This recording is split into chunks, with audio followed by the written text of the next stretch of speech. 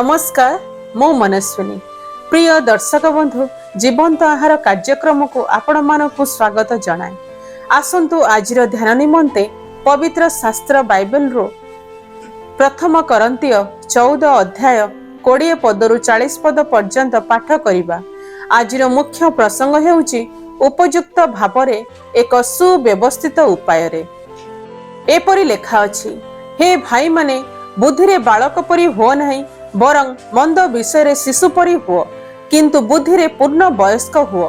व्यवस्था लेखा अछि, प्रभु कहंती विदेशीय भाषावादी मानक द्वारा और विदेशीय मानक मुख द्वारा आम्भे एही लोक मानकु कथा कहिबा, ताहा हेले सुधा से माने आम्भर कथा सुनिबे नाही। एणु परभाषा कथा कहिबा विश्वासी मानक निमंते चिन्ह स्वरूप नुहे, विश्वासी मानक निमंते चिन्ह स्वरूप नुहे, मात्र विश्वासी मानक निमंते चिन्ह स्वरूप। आहुरी मध्य समस्त मंडली जदि समवेत हुए और समस्ते परभाषा कथा कहती, पुणी साधारण बा अविश्वासी लोक माने आसंती, ताहेले तुम्हे माने पागल बोली कौन से माने कहिबे नहीं। किंतु जदि समस्ते भाववाणी कहती, पुणी जड़े अविश्वासी बा साधारण लोक आसे, तेबे से समस्तଙ୍କ द्वारा दोषी बोली प्रमाणित हुए, समस्तଙ୍କ द्वारा विचारित हुए। ताहार हृदयर गुप्त विषय सबु प्रकाशित हुए, सेथिरे से मुह माड़ी पड़िबो और ईश्वर जे निश्चय तुम्हमानक मध्यरे अछंती एहा स्वीकार करी ताहांकु प्रणाम करिबो। हे भाई माने तेबे कर्तव्य कौन?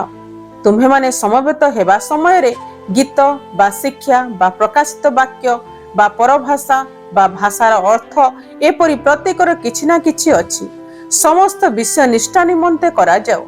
जदि केही परभाषा कथा कहे, तेबे दुई अबा अधिक हेले 3 जण पाळी अनुसार कहंतु, आउ जणे अर्थ करू। किंतु जदि कौनसी अर्थकारक न थाए, ताहेले से मंडली रे नीरव रहू और निरळारे ईश्वरंकु कहू। आउ 2 बा 3 जण भाववाणी कहंतु, पुणी अन्य माने विचार करंतु। किंतु उपविष्ट अन्य काहारी प्रति जदि कौनसी वाक्य प्रकाशित हुए, ताहेले प्रथम जनक नीरव हेउ, कारण जेपरि समस्त शिक्षा पांती, पुणी समस्त चेतना प्राप्त हुअंती। एथि निमंते तुम्हे माने समस्त जन जन करी भाववाणी कहि पार। भाववादी मानक आत्मा भाववादी मानकर वशीभूत, कारण ईश्वर विशृंखलतार ईश्वर नुहंती, मात्र शांतिर ईश्वर। साधु मानक समस्त मंडली रे जेपरि होई थाए, सेहिपरि स्त्री लोक माने मंडली रे नीरव रहंतु। जेणु कथा कहिबा पाई सेमाने अनुमति पाई नाहंती, बरं व्यवस्थार उक्ति अनुसारे सेमाने वशीभूत होई रहंतु। सेमाने जदि कौनसी विषय बुझिबा को इच्छा करंती, तेबे घरे आपणा आपणा स्वामी मानक पचारंतु, कारण मंडली मध्यरे कथा कहिबा स्त्री लोक पक्षरे लज्जाजनक।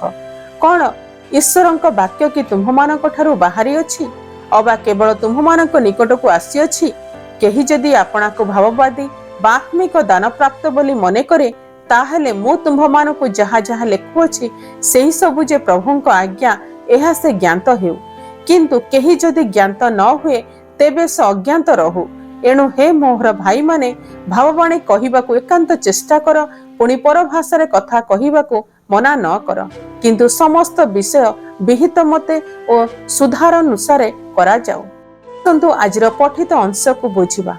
पाउल विभिन्न भाषा कथा हेबा पई आग्रही लोकमानकु अधिक परिपक्व भावर चिंता करबाकु अनुरोध करथिले, एवं से कहिथिले जे अविश्वासी माने विभिन्न भाषा द्वारा नुहे जहाकु से माने बुझी परिबे नाही, बरं भविष्यवाणी द्वारा परमेश्वरक निकटवर्ती हुअंती, जहा नूतन विश्वासी एवं अविश्वासी मानवको परमेश्वरको प्रकाश करिथिला, जहा द्वारा से माने उपासना रे जोग देई परिबे। 20 पदरु 25 पद मध्यरे देखुअछु। तेणु पाउल विश्वासी मानकु भविष्यवाणी एवं परभाषा को एक सुव्यवस्थित उपाय रे व्यवहार करिबाकु सिखाइले।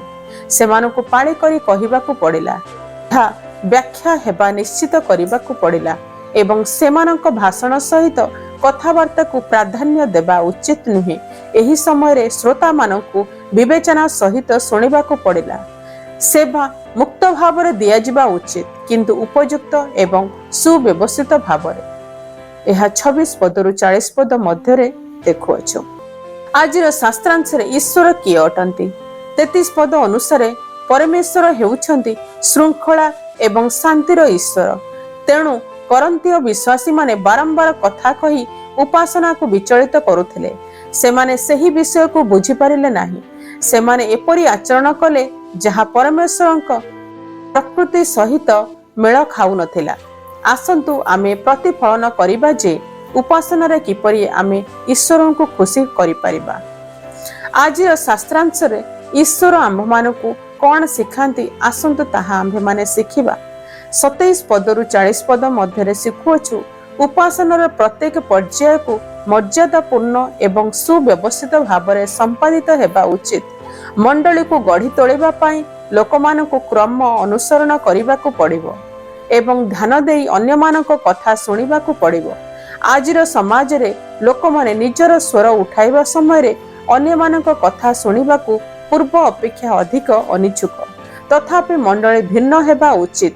ଉପାସନା ହେଉଛି ପରମେଶ୍ୱରଙ୍କ ବାକ୍ୟ ଶୁଣିବାର ସମୟ। ଆଜିର ଧ୍ୟାନରେ ଈଶ୍ୱର ଆମ ସମସ୍ତଙ୍କୁ ଆଶୀର୍ବାଦ କରନ୍ତୁ। ଆସନ୍ତୁ ଆମ୍ଭେମାନେ ପ୍ରାର୍ଥନା କରିବା। ପ୍ରଭୁ ଯୀଶୁ, ଆଜିର ବାକ୍ୟ ନିମନ୍ତେ ଧନ୍ୟବାଦ ଦିଏ। ପ୍ରଭୁ, ଆଜିର ଶାସ୍ତ୍ରାଂଶ ଅନୁସାରେ ମଣ୍ଡଳୀ ଯେ ପ୍ରକାର ଏହି ସମାଜର ରୀତିନୀତି ଚାଲିଚଳନ ଅନୁସାରେ ନ ଚାଲି ତୁମର ବାକ୍ୟର ଅନୁସରଣ କରେ, ଏଥିପାଇଁ ତୁମେ ପ୍ରତ୍ୟେକ ବିଶ୍ୱାସୀ ଭାଇ ଭଉଣୀମାନଙ୍କୁ ତୁମେ ଅନୁଗ୍ରହ କର। ଯୀଶୁଙ୍କ ନାମରେ ଏହି ପ୍ରାର୍ଥନା ମାଗୁଅଛି, ଆମେନ୍।